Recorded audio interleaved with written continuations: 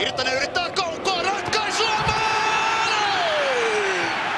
Siinä on yksi veikkausliike tämän kauden upeimmista osumista tähän mennessä. Taidokas laukaus Jani Virtaselta. Hän yritti jo ensimmäisellä puoliajalla vastaamaan ja nyt se onnistuu. Mikko Vilmunen on yllätetty JJK-johtoon lukemat 1-0 ja millä tavalla? Kerta kaikkiaan huipputaidokas laukaisu, nopea kuoletus ja oikeastaan samanaikaisesti laukaus jo lähtee tässä näin.